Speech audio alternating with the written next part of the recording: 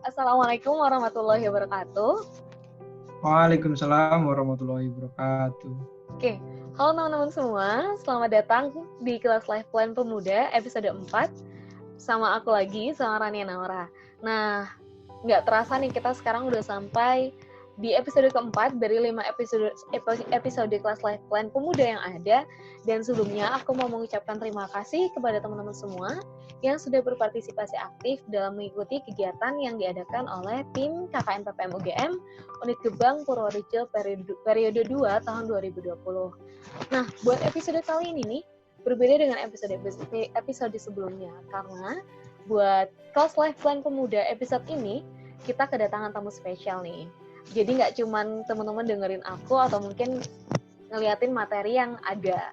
Nah, tamu kita pada episode kali ini nih, sosok yang merupakan putra Purworejo, dan beliau merupakan sosok yang prestatif, kontributif, dan pastinya juga inspiratif. Dan insya Allah kita bisa banyak belajar nih dari beliau. Dan beliau saat ini sedang menempuh kuliah S1 di program studi Manajemen dan Kebijakan Publik, Visipol UGM Angkatan 2016. Dan mungkin langsung aja kita sapa dulu nih narasumber kita atau tamu kita pada episode kali ini, Mas Kristianto atau biasa dipanggil Mas Tian. Halo Mas Tian, apa kabarnya? Halo Mbak Rania dan teman-teman semua. Alhamdulillah kabar keadaan baik-baik, sehat-sehat. Alhamdulillah. Nah, mungkin langsung aja nih Mas, karena tadi kita baru perkenalan dikit nih tentang Mas Tian. Mungkin bisa Mas Tian boleh nih memperkenalkan diri yang lebih detail nih ke teman-teman semua, supaya teman-teman tahu nih sebenarnya tamu yang sedang bercerita dan berbagi cerita ini siapa sih? Monggo Mas Tian. Oke, terima kasih atas kesempatan yang diberikan kepada saya untuk menyampaikan sharing-sharing ini kepada teman-teman semua. Seperti yang sudah diperkenalkan Mbak Rania tadi, teman-teman, bahwa saya orang Purworejo asli, nama saya Kristianto. Teman-teman bisa panggil saya Tian. Asli dari Kaligesing, di desa namanya Desa Telogobulu, Kecamatan Kaligesing. Kalau dibandingkan dengan Gebang mungkin ya tidak jauh berbeda atau malah justru tempat saya ini lebih pelosok, boleh dikatakan begitu. Nah, alhamdulillah sekarang ini saya masih diberikan kesempatan untuk belajar di UGM di Jogja. Sudah memasuki tahun keempat, jadi mohon doanya teman-teman semua untuk agar saya bisa menyelesaikan studi ini biar nanti bisa melangkah lebih lanjut ke tahap-tahap kehidupan selanjutnya. Amin. Seperti itu kenalan dari saya. Oke, Mas kalau boleh tahu nih, sekarang kesibukan Mas Tian selain skripsian ya, yang udah pasti itu apa sih? Oke, kesibukan masih di desa mengurusi rumah belajar di desa saya, di Desa Telogobulu sana, rumah belajar untuk anak-anak di desa. Itu seminggu sekali kita ada kegiatan. Terus kemudian juga di Jogja ketika hari biasa, hari kerja gitu, saya magang di sebuah startup yang bergerak di bidang konsultasi pendidikan. Nah, di sana kesibukan saya tentu juga skripsian sambil belajar-belajar hal lain, misalnya YouTubean atau main-main media sosial atau ya semacamnya lah seperti teman-teman. Oke, keren banget sih. Selain kesibukan kuliah juga magang juga tetap nih nggak lupa tentang rumahnya sendiri. Nah kalau boleh tahu nih Mas, tadi yang rumah belajar itu kalau nggak salah namanya Rumah Belajar Jabang Tetuko ya? Ya betul, Mbak Rania, betul. Ya, mungkin itu kalau misalnya kita mau tahu nih kegiatan-kegiatan di rumah belajar itu kira-kira bisa tahu dari mana ya Mas? Oh, teman-teman bisa datang langsung loh di Desa Wah, bisa datang Telogobulu, langsung Kecamatan ya? Kaligesing. Iya boleh. Tapi kalau nggak bisa datang langsung setiap satu minggu sekali, hari Sabtu atau Minggu, boleh bisa dilihat di Instagramnya @rumbel_jabang_tetuko. Nah itu nanti teman-teman bisa lihat keseruan anak-anak di sana yang sedang belajar sambil bermain. Oke, mantap banget tuh. Nanti teman-teman jangan lupa bisa datang langsung ya, apalagi teman-teman ada di Purworejo juga, atau mungkin bisa cek dulu di Instagramnya. Oke, mungkin kita langsung masuk ke bahasan kita di episode kali ini. Masih nggak jauh-jauh dari life plan, karena kita kan namanya juga kelas life plan pemuda. Nah, buat kali ini nih, oke, sebelumnya aku nyontek dikit, karena masih sama-sama amatir. Pengen nanya nih ke Mas Tian, namanya ngomongin life plan itu kan nggak jauh-jauh dari visi hidup dan juga mungkin mimpi atau cita-cita. Sebenarnya kalau Mas Tian sendiri, visi hidupnya tuh apa sih? Terus mungkin mimpinya juga apa? Dan mungkin alasan kok bisa nih sih Mas Tian sampai memimpikan hal tersebut? Mungkin ada latar belakang tertentu dan lain-lain. Kalau boleh diceritain, Mas? Oke, kalau boleh saya cerita, kalau berkaitan dengan visi hidup, sederhananya begini. Saya ingin nanti kelak ketika saya sudah besar, sudah tua, atau bahkan sudah meninggal, ingin dikenal sebagai apa? Nah, ketika ini saya masih menemukan jawaban bahwa saya ingin dikenal sebagai orang yang bisa berkontribusi untuk desa. Seminimalnya itu desa saya sendiri. Seminimal-minimalnya. Nah, secara luasnya nanti bisa lebih. Misalnya saya bergerak di bidang hal-hal yang berhubungan dengan pedesaan. Misalnya, mungkin saya berkesempatan menjadi menteri desa, atau mungkin berkesempatan menjadi gubernur, atau mungkin jadi kepala desa. Nah, atau mungkin jadi peneliti yang bisa bergerak bersama dengan masyarakat di pedesaan. Kenapa demikian? Visi hidup saya tidak jauh-jauh dari hal yang berbau desa. Kenapa? Karena saya lahir di desa, besar di desa, bisa tumbuh seperti ini karena hasil-hasil yang ada di desa. Masa sih saya tidak mempunyai balas jasa untuk desa, untuk tanah desa, untuk orang-orang di desa? Ya kan, kalau saya sih tidak etis rasanya.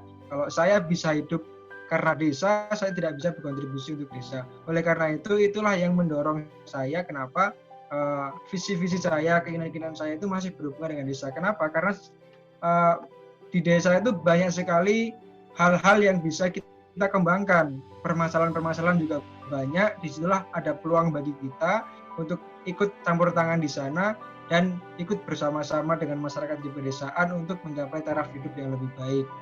Nah, itu seperti kira-kiranya seperti itu Mbak Rania dan teman-teman semua.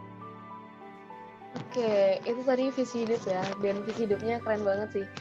Dari desa dan ingin berkontribusi lagi untuk desa, dan itu bisa dari desa sendiri, kontribusi yang mungkin masih ranahnya lebih sempit, bahkan bisa yang lebih luas lagi untuk Indonesia yang lebih baik ke depannya. Nah, tadi itu kan visi tuh, dan mimpinya juga mungkin sudah sempat disinggung dikit, dan juga alasannya nih, kenapa sih akhirnya kok bisa memimpikan hal tersebut. Nah, kalau boleh tahu nih Mas, kan sekarang nih, walaupun mungkin masih belum mencapai mimpi yang itu ya, walaupun sekarang mungkin udah mulai sedikit-sedikit jalannya tuh udah ada. Nah, Mas Tian sendiri kan udah sampai di titik ini nih sekarang sebagai mahasiswa, udah mahasiswa UGM, terus udah mau lulus, dan sudah tahu nih kira-kira besok tuh mau ngapain. Kira-kira dalam selama ini, Mas Tian pasti kan itu untuk mencapai ke titik ini tuh nggak semudah membalikan telapak tangan kan. Pasti ada hambatannya, ada gagalnya, struggle-nya itu pun pasti ada. Nah, itu mungkin Mas Tian boleh ceritain, ada nggak sih kegagalan yang Mas Tian paling ingat banget dan akhirnya itu dijadikan pelajaran sampai saat ini? Atau mungkin boleh cerita kegagalan-kegagalan yang lain, dan gimana sih cara Mas Tian buat mengatasi atau bangkit dari kegagalan tersebut? Oke, dengan terkait dengan jalan hidup, ya pasti nano-nano sekali ya teman-teman semua. Karena begini, saya berasal dari desa, dari itu bisa belajar di UGM itu merupakan sebuah keistimewaan bagi saya. Lahir dari keluarga petani, mungkin teman-teman di Gebang juga banyak yang mungkin latar belakangnya sama seperti saya. Dan teman-teman masih takut untuk memikirkan sebuah hal-hal besar di masa depan. Mungkin teman-teman takut gagal, mungkin teman-teman takut di hambatan-hambatan itu banyak. Kalau dari saya, hambatan-hambatan itu pasti banyak. Ya, mungkin biaya dari orang tua, mungkin ketika saya melakukan sebuah kegiatan kemudian menjadi gagal.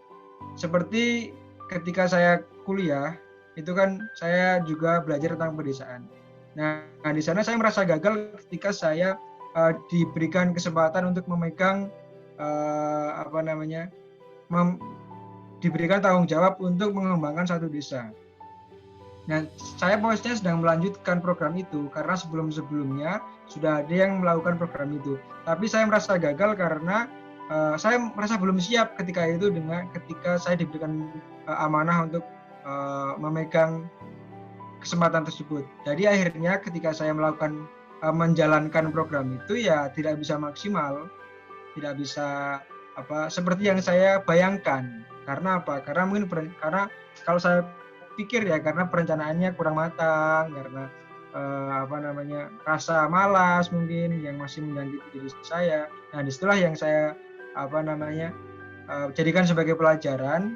Kemudian ketika saya sekarang ini melakukan sebuah kegiatan, itu saya berangkat dari kesenangan dulu. Misalnya teman-teman jangan takut untuk bermimpi karena jangan takut untuk bermimpi karena ada hambatan-hambatan yang banyak.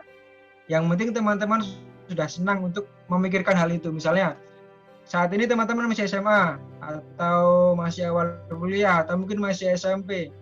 Senang nggak sih kalau kalian membayangkan sebuah hal-hal yang indah di masa depan? Misalnya teman-teman bisa bermanfaat untuk orang lain, teman-teman ketika sudah besar ini dicari orang ketika orang lain sedang kesusahan, mungkin teman-teman diingat orang karena jasa-jasa teman-teman itu sangat berguna. Itu kan hal-hal indah ya. Hal indah kan tidak melulu tentang uang, jabatan, harta, itu enggak melulu seperti itu. Nah, coba teman-teman bayangkan itu. Nah, ketika teman-teman sudah bisa membayangkan hal-hal indah di masa depan itu, nanti teman-teman akan senang untuk mencapainya. Saya senang melakukan kegiatan sekarang di rumah belajar dikarenakan apa? Karena saya memikirkan bahwa anak-anak yang di desa saya ini nanti kelak akan menjadi orang-orang yang sangat berguna. Ketika orang-orang itu menjadi orang yang sangat berguna, maka otomatis orang itu bisa secara tidak langsung mengingat saya. Walaupun saya tidak berharap untuk diingat, tapi secara tidak langsung orang itu akan mengingat bahwa dulu saya pernah belajar bersama-sama dengan mas ini, mas itu. Nah, gitu. Kemudian hambatan-hambatan juga banyak sekali ketika saya kan orangnya ngeyel. Kenapa saya bisa melewati hambatan-hambatan itu? Saya orangnya sangat ngeyel. Ketika dulu SMP saya masih di desa, kemudian saya memutuskan untuk SMA di kota, di Purworejo dulu di kota. Itu saya yang menentukan, bukan orang tua saya yang menentukan. Saya pengen sekolah di sana. Jadi saya bilang ke orang tua ketika saya sudah tekad bulat. Jadi bukan misalnya tapi ini belum tentu bisa diterapkan oleh teman-teman semua. Karena ini menurut saya adalah sebuah tekad gitu. Saya pengen sekolah di kota. Pokoknya kalau orang tua nggak mau mengantarkan, saya akan berangkat sendiri. Akhirnya ya singkat kata saya berhasil kuliah di kota. Setelah itu ketika saya mau kuliah, saya banyak berpikir kala itu. Ketika mau kuliah, apakah orang tua saya bisa memberikan biaya pendidikan atau tidak. Kemudian apakah saya harus mencari sekolah yang gratis ataukah saya harus mengikuti kemauan saya. Nah, akhirnya saya memutuskan untuk daftar di UGM. Saya kan ngeyel, jadi orang saya itu daftar saja di UGM. Orang tua saya nanti, saya ngasih taunya nanti gitu. Pasti orang tua saya itu manut kalau saya sudah keterima gitu, ataupun nggak keterima pun nggak apa-apa, yang penting saya coba dulu, saya ngeyel dulu. Nah, akhirnya saya daftar. Setelah saya daftar, saya baru bilang orang tua, saya sudah daftar di UGM, besok tes tolong didoakan, ya istilahnya kayak gitu. Nah, soalnya maksa orang tua. Nah, tapi saya juga sudah berpikir nanti saya akan arah kemana. Misalnya saya tidak dapat beasiswa, kemudian orang tua tidak mampu untuk membiayai, ya saya akan mencari sendiri. Saya akan mengupayakan sendiri. Nah, ternyata saya berhasil diterima di UGM dan mendapatkan beasiswa dan orang tua saya tidak perlu membayar. Nah, jadi kalau pepatah Jawanya itu sapa sing gelem golek dalan bakal tinemu dalan. Siapa yang mau mencari jalan, dia bakal mendapatkan jalan. Atau jar Basuki mawa beyo. Ketika kita mau mencapai sebuah keberhasilan, maka ada hal-hal yang dikorbankan. Misalnya apa? Capek, misalnya kurang tidur, kurang istirahat. Nah, itulah ya kira-kira seperti itu yang mungkin semangat saya yang ngeyelan itu bisa ditiru oleh teman-teman semua dalam konteks yang positif. Banget Mas Tian ceritanya tadi. Jadi emang dari dulu tuh keinginan untuk kuliah di kota itu udah ada berarti ya Mas ya dari dulu? Oh, sudah. Saya dulu waktu SMP malah sudah nonton acara-acara politik kayak ILC, Indonesia Lawless Club, itu sudah nonton waktu SMP. Oke, nah berarti kalau dari ngomongin gitu, berarti kan Mas Tian tuh udah tahu nih yang Mas Tian mau dari dulu nih, dari mungkin tadi dari SMP aja udah menunjukkan minatnya ke arah tadi politik, dan mungkin karena sekarang di manajemen dan kebijakan publik ya maksudnya ke Visipol gitu kan. Nah kalau case-nya gini Mas, misalnya aku sendiri belum tahu mimpiku tuh apa. Itu tuh kira-kira gimana Mas? Mungkin Mas Tian ada mungkin tips atau mungkin saran buat orang-orang yang mungkin bahkan belum tahu nih kira-kira mimpinya tuh apa. Gimana sih cara kita menemukan mimpi kita, passion kita? Itu tuh ada nggak tuh Mas? Kalau teman-teman masih kebingungan mau menentukan mimpinya apa, wajar. Nah, caranya bagaimana? Nggak usah jauh-jauh, lihatlah di lingkungan sekitar. Dari diri sendiri, dari keluarga, dari lingkungan. Teman-teman nanti bisa mencari apa yang ingin teman-teman capai atau ingin teman-teman raih yang cita-citakan itu satu, dari hal yang dilaksanakan atau yang dialami sendiri. Kedua, hal yang dirasakan. Ketiga, hal yang dibayangkan. Yang dialami sendiri seperti apa? Misalnya, saya berasal dari keluarga seorang petani. Setiap hari, saya merasakan hasil makan dari hasil-hasil pertanian. Kemudian kalau saya bercita-cita, apakah saya ingin jadi petani? Nah, kebetulan saat itu saya tidak bercita-cita jadi petani. Saya bercita-cita menjadi orang yang tetap bisa berguna bagi desa, tapi bukan di jalur menjadi pertanian. Makanya saya sekarang belajar di sosial politik, bukan belajar di pertanian. Nah, itu yang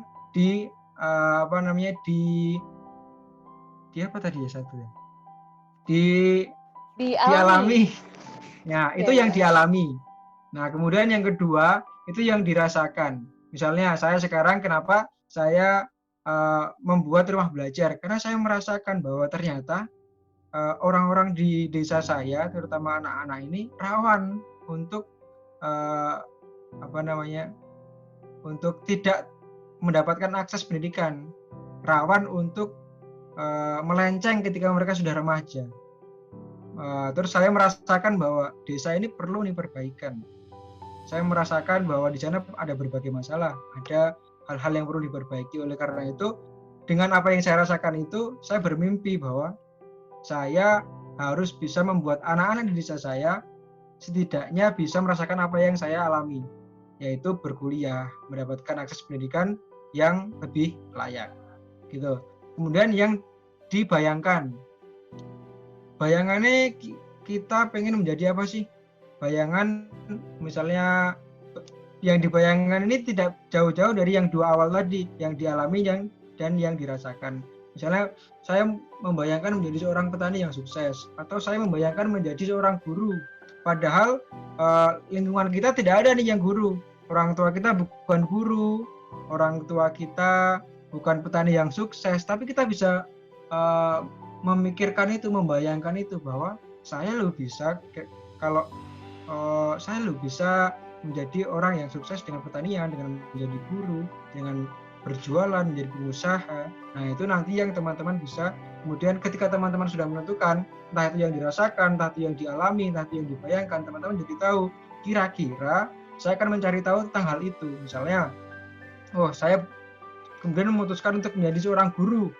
Ya, kemudian saya akan mencari tahu nih, untuk menjadi seorang guru itu bagaimana caranya.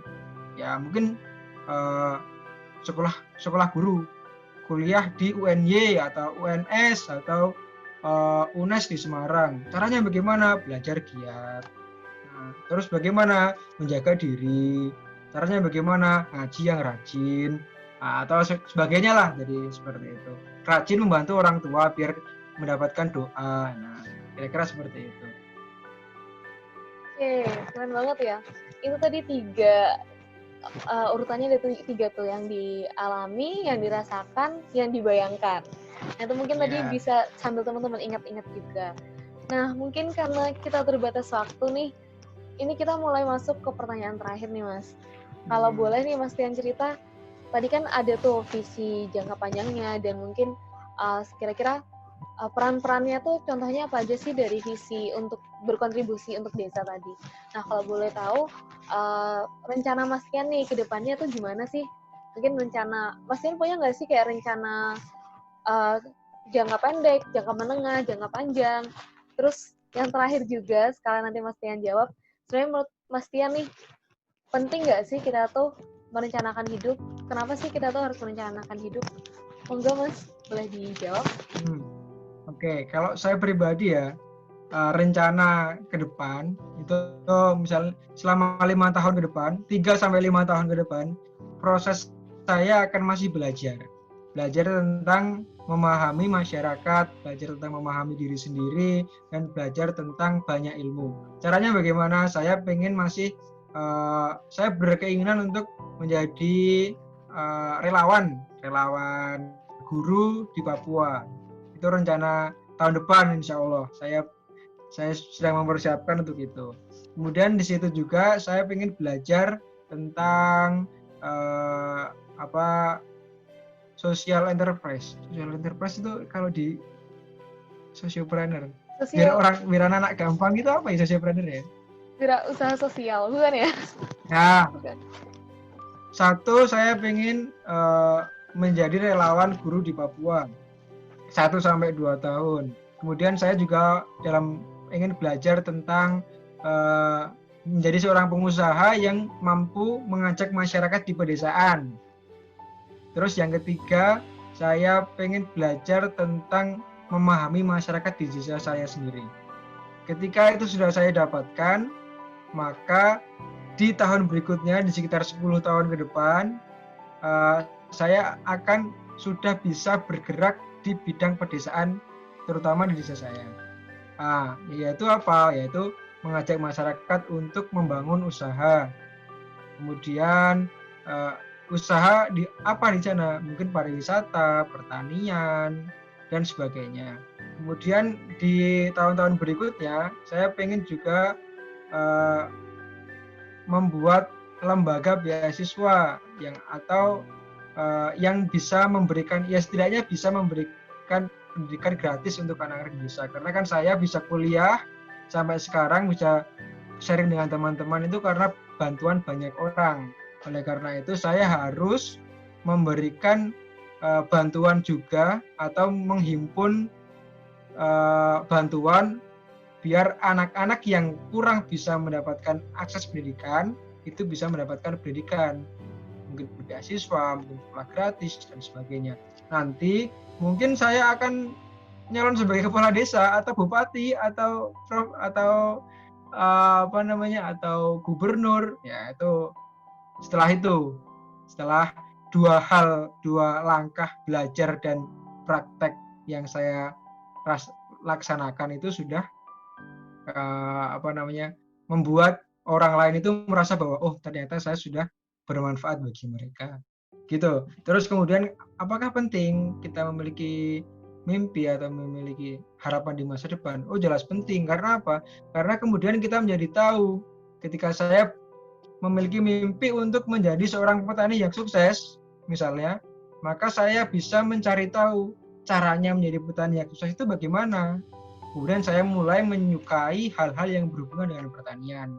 Atau misalnya kalau saya bermimpi menjadi bupati misalnya, kemudian saya menjadi tahu yang diurusi bupati itu apa aja sebenarnya. Terus bagaimana cara menjadi bupati, apa yang dipikirkan bupati itu seperti apa. Jadi mimpi itu adalah sebuah tujuan yang dari tujuan itu kita bisa tahu jalan mana yang akan kita ambil. Misalnya nih teman-teman, dari Rendeng mau ke Balidono, kan sudah tahu mimpi itu Balidononya. Jadi sekarang teman-teman di Rendeng. Nah, kemudian teman-teman akan mencapai Balidono itu jadi mau lewat Loano, mau lewat Kemiri, atau bahkan mungkin teman-teman akan muter lewat Kepil, terus lewat Bruno, terus lewat ke Kutoarjo, terus baru sampai Balidono. Nah, teman-teman bisa memilih jalan-jalan itu ketika sudah tahu tujuan mana yang ingin dicapai. Seperti itu. Oke, keren banget tadi ceritanya Mas Tian. Ternyata emang merencanakan hidup atau punya mimpi itu penting banget, karena ya kita nggak akan tahu jalannya kalau kita tuh nggak punya tujuannya. Makanya kita harus tahu dulu nih tujuannya tuh mau kemana dulu, baru kita bisa nentuin, oh ternyata bisa lewat jalan sini, ada jalan alternatif yang lain. Dan kalau kata orang-orang tuh kan banyak jalan menuju Roma, pasti banyak jalan juga menuju mimpi-mimpi kita, walaupun mungkin akan ada hambatan-hambatan tadi yang tadi Mas Tian juga sempat cerita.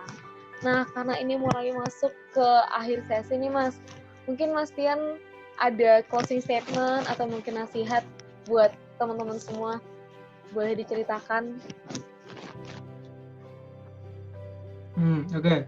Mungkin saya mulai dari sebuah pepatah yang mengatakan kota Roma itu tidak dibangun dalam satu malam atau dalam satu hari, tapi dalam jangka waktu yang sangat panjang. Ini seperti mimpi kesuksesan juga demikian. Saya sekarang juga sedang belajar, sedang mempersiapkan itu agar apa yang ingin saya inginkan itu juga tercapai. Nah, gitu. Ini adalah sebuah proses gitu. Nah, kemudian yang mau saya katakan adalah keberhasilan mimpi itu tidak hanya dimiliki oleh mereka yang kaya, tidak hanya dimiliki oleh mereka orang kota, tidak hanya dimiliki oleh anak-anak pejabat dan sebagainya. Tetapi mimpi keberhasilan itu dimiliki oleh semua orang. Semua orang berhak untuk mempunyai itu. Bahkan orang desa, anak seorang petani, anak seorang buruh, anak yang sekarang masih SMP, masih SD, bahkan belum lahir pun punya kesempatan untuk menjadi sukses dan punya kesempatan untuk merangkai mimpi-mimpi mereka. Jadi mimpi itu dimiliki oleh mereka yang mau untuk mencapainya. Mimpi itu, kesuksesan itu dimiliki oleh mereka yang selalu berusaha untuk mencapai keberhasilan itu. Jadi teman-teman jangan takut bahwa aku cuma anaknya seorang petani kok. Aku cuma itu, jangan takut bahwa jangan takut untuk bermimpi. Siapapun kamu, siapapun Anda, jangan takut untuk memimpikan sesuatu yang besar. Siapapun Anda, jangan takut untuk ditertawakan oleh orang bahwa mimpimu terlalu besar. Kata orang, kalau kamu sudah ditertawakan, berarti mimpimu sudah besar dan pikiran orang-orang itu yang terlalu sempit. Jangan takut itu. Jadi ngeyel itu penting. Ngeyel untuk mbuh piye carane aku kudu bisa mencapai apa yang aku inginkan. Dalam hal yang positif, impian-impian itu. Jangan malah mbuh piye carane aku kudu bisa ngelarani koncone, itu jangan. Mbuh piye carane aku kudu bisa bermanfaat, mbuh piye carane aku kudu bisa nyenengke wong tua, mbuh piye carane aku kudu bisa nyenengke awakku dhewe. Nah, kalau teman-teman sudah memiliki mbuh piye carane untuk hal-hal itu tadi, insya Allah akan diberikan jalan-jalan kemudahan. Jangan takut untuk bermimpi. Ya, pesan saya cuma itu sih. Oke. Kita tepuk tangan dulu nih. Mungkin aku doang nih yang tepuk tangan sebenarnya, tapi mungkin teman-teman bisa ikut tepuk tangan juga ya waktu nonton videonya. Nah, jadi sebenarnya aku mau ngucapin terima kasih dulu buat Mas Tian yang sudah bersedia nih menjadi tamu dalam kelas Life Plan Pemuda untuk episode 4 ini. Nah, karena udah mulai masuk ke akhir sesi, aku mau coba nge-wrap up dulu nih bahasan kita, ngerangkum lagi apa yang kita udah bahas dari awal tadi. Di awal tadi Mas Ian udah cerita juga tentang mimpinya, visinya, dan kenapa Mas Ian tuh mempunyai mimpi tersebut. Terus udah Mas Ian juga ada cerita tentang hambatan-hambatannya, yang memang semuanya itu nggak akan ada yang mulus, pasti ada hambatannya, dan tentang gimana sih kitanya sendiri bisa mengatasi hambatan-hambatan tersebut untuk menggapai apa yang kita inginkan. Dan kalau misalnya nih kita belum tahu apa yang menjadi mimpi kita atau keinginan kita, tadi caranya ada 3. Yang pertama, apa yang kita alami. Terus yang kedua, apa yang kita rasakan. Dan yang ketiga, apa yang kita bayangkan. Itu bisa sambil teman-teman tanyakan lagi ke diri sendiri, sebenarnya yang aku alamin sekarang tuh apa sih? Yang aku rasakan sekarang tuh apa sih? Dan sebenarnya dalam bayanganku yang aku inginkan tuh yang seperti apa?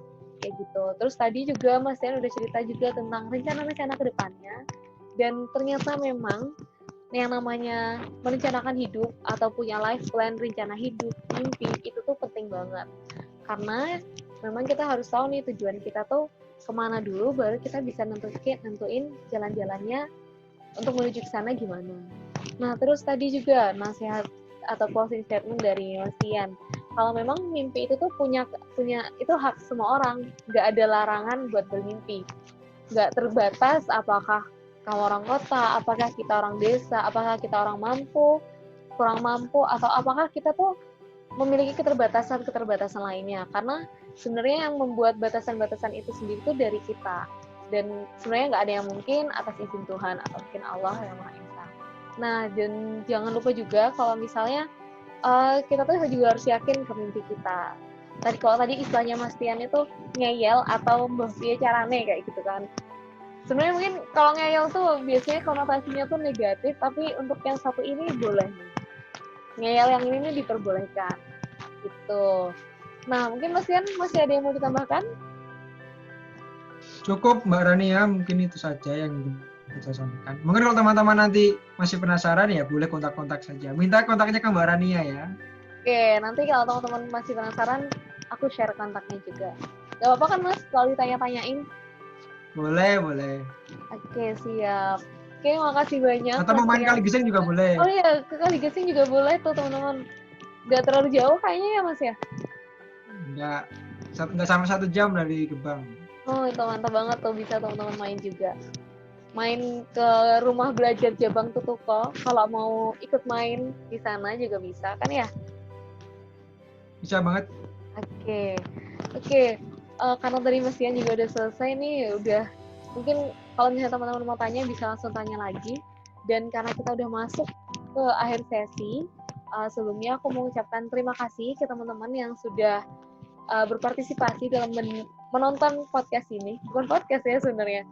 Mungkin sharing ini seharusnya mungkin biasanya kita sharingnya bisa sharing langsung, ngobrol bareng, tapi memang karena keadaan memang sementara semuanya serba online, semuanya serba daring, dan harapannya semoga semua yang dilakukan teman-teman itu bisa bermanfaat.